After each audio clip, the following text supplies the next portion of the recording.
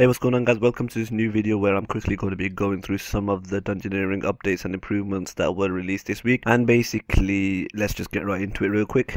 So guys, one of the items that was released with this Dungeoneering update is called the Gold Accumulator, which is basically a device that when in your inventory will automatically collect dropped coins from monsters that you kill straight to your money pouch, which is actually very useful. It's a bit like the Charming Imp, which actually takes drop charms and puts them in your inventory, whereas this puts coins into your money pouch. It costs 20,000 Dungeoneering tokens and will last for 1 million GP before it degrades to dust, after which you will have to buy a new one, which is actually really useful for people doing things like Slayer or bossing where they can't really be bothered to pick up coins, and it can help accumulate loads over time. So basically 20,000 tokens for 1 million GP seems worth it depending on what your Dungeoneering level is, to be honest. So basically this is more like a quality of life improvement rather than helping you really make your character a lot better like the chaotic weapons would do.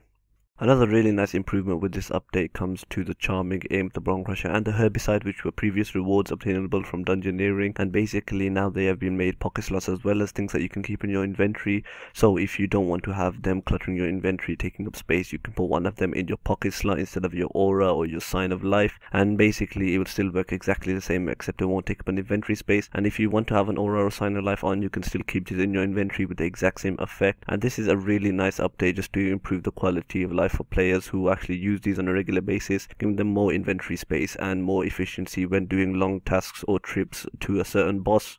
Another thing that was released with this update was the gem bag upgrade. Now there already was the gem bag, which costs 2,000 Dungeoneering tokens and requires a crafting level of 25, and it can hold uncut gems up to a maximum of 100 gems, and it can only hold sapphire, emerald, ruby and diamond. Basically this upgrade costs 20,000 tokens. As you can see on screen, it will upgrade your gem bag from within your inventory to allow storage of 60 gems each, including dragon stones, which is actually really useful for people who kill things that do drop a lot of gems to save a lot of inventory space instead of having to use magic note paper, which is quite costly. This is basically free and only costs Dungeoneering tokens, and 20,000 tokens isn't really a lot, especially if you're doing things like Slayer where abyssal demons and other monsters drop a lot of gems. It can help improve efficiency and increase the length of your trips greatly, which is why I highly recommend this for people who aren't doing 199 Slayer or who are just killing things that drop a lot of gems in order to make quite a bit more money per inventory and trip to the thing that they're killing. So guys, from what I can tell, you can no longer purchase the Arcane Stream necklace from the Dungeoneering rewards trader for 30,000 tokens, and it has been replaced with the Chaotic Remnant, which is 100,000 tokens, and it can be added to a Saradomin's Hiss to make the Arcane Stream necklace. It can also be added to the two other Saradomin's necklaces, which are the Whisper to make the Brawler's Knockout necklace and Saradomin's Murmur to make the Farsight Sniper necklace. So basically instead of having 4.4% critical damage per that combat style, which is the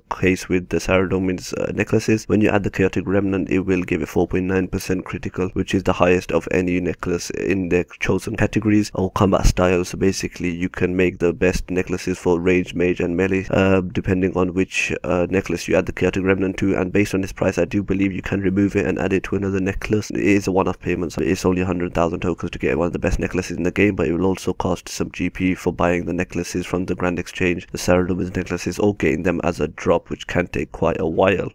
Another thing that was released with this update was the Scroll of Demonheim, which costs 30,000 Dungeoneering tokens, and it gives you a 50% chance to earn 5% extra XP in Dungeoneering while skilling in a Demonheim dungeon, which is actually pretty useful for those who aren't maxed, but for those who are, it's obviously going to be useless. It only costs 30,000 tokens, so it's definitely worth it, that 50% chance of just getting a little bit of extra XP. And going for 120, that will result in quite a lot of extra XP for doing nothing extra. The final skilling scroll that was released with this update is the Scroll of Dexterity, which refers to crafting, and basically reading this permanently unlocks the efficient crafting trait. As you can see on screen, when creating an item using crafting that requires 3 or more of the same ingredient, there is a chance that you will retain one of that ingredient. So basically if you are making a green d'hide body with 3 green d'hide leathers, there's a chance that you will retain one of the green d'hide leathers while using this scroll, and that chance is related to the crafting level required to create that item, so this varies with levels. Another scroll that was released with this update is the Scroll of Proficiency, not to be confused with the Scroll of Efficiency, and this scroll basically costs 20,000 Dungeoneering tokens and is very useful to save money when using construction. It will basically, when constructing a piece of furniture that requires 3 planks or more, there's a chance that you would retain 1 plank. This basically saves quite a bit of money. The chance is 50% for normal planks, 25% for oak, 20% for teak, 10% for mahogany and 5% for protein, as you guys can see on the screen. This only costs 20,000 tokens, so if you're going for 99 construction are quite far off. off it, you might as well buy this. If not, there's obviously no point, as stated with most of these other updates. So this is actually another improvement to the construction skill via Dungeoneering, which is quite a dynamic way to do it, and I really applaud Jagex for the way they're doing scrolls in Dungeoneering to help other skills. Another thing that was released with this update is the Wildcard, which can be bought for 20,000 Dungeoneering tokens, and it helps you unlock the ability to gain a free card upon entering a sinkhole every time you enter a sinkhole. And because of how great XP sinkholes are nowadays and how many people do them for Dungeoneering XP, I think this is actually quite worth it, especially seeing how the Wildcards can be quite useful and can make the game a bit more interesting. And it'll basically just liven up your day doing 2 sinkholes a day rather than just having the cards that you pick up through the dungeon. You can get an extra one for free. So if you do have the spare tokens, then go for it. And if you don't do sinkholes, there's really no point. But if you don't do sinkholes, you must be 120 Dungeoneering or just really stupid in general. With this update, guys, a really nice improvement has been added to Dungeoneering and the Dungeoneering experience, which is whereby you can actually skip floors now with Dungeoneering tokens, meaning that the lower floors in your reset, which basically give you less XP you don't need to do, you can just spend some Dungeoneering tokens and get them finished and ticked off, which means you can prestige a lot quicker and get to your higher floors. If you're not really worried about getting tokens and you're just focused on getting XP, then this is one of the best things you can spend your tokens on, as it means that you won't have to waste time doing the C1 floors on the lower levels.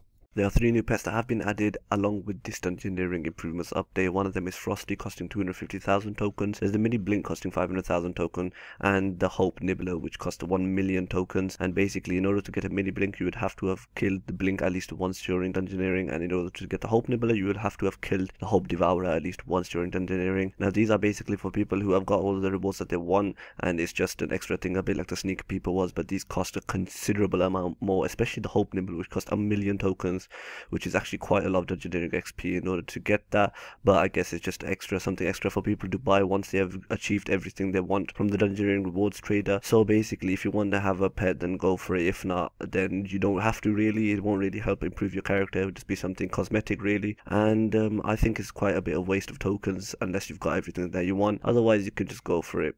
So guys, the combat side of this update is whereby they released a level 90 resource dungeon, which is located north of the Willian Guardians on the Dungeoneering Peninsula. You should be seeing it on the map right now, and in it there are 11 kal'gerion demons which require level 1 Slayer to kill, but can be assigned as Slayer creatures by Curadel, and they are high level with quite high life points, so they're not really the easiest fights each. They do have some very special drops, which I'll be going through in my detailed video guide on them. An annotation should be on screen if you want to know more about them, including strategies to kill them, their drops, and XP rates, money rates per hour, all that kind of jazz. I'll be sure to make a video on that, and as soon as it's made, I'll put the annotation on the screen right now.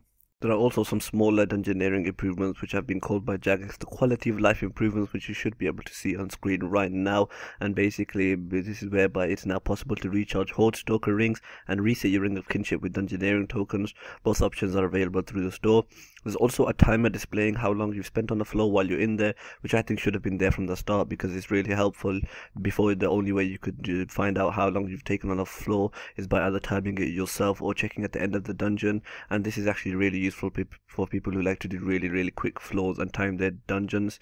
Bonfires can now be used in dungeons, making fire-making in dungeons a lot easier. It's now possible to use surge and escape abilities, which are actually really useful for places where you might get stunned or with bosses that you need to escape really quickly. And it's now possible. Entering a dungeon has also been streamlined with a new interface, which allows you to select dungeon size, party size, difficulty, and normal or hard mode all in one place, rather than having to go through the multiple different interfaces that there were before. Loot beams now show when journals drop. It's also possible to right click the Dungeoneering tutor to find out which journals you're missing. That's for the Dungeoneering journals, which I believe is a completion escape requirement, if not the trimmed completion escape requirement. And they've also made some technical improvements to the spike trap room, making it smoother and quicker to complete, as before it was really a little bit annoying and slightly glitchy and buggy because of how you step on and off the tracks, the spikes, multiple times, and it would just like deal you massive damage for no apparent reason.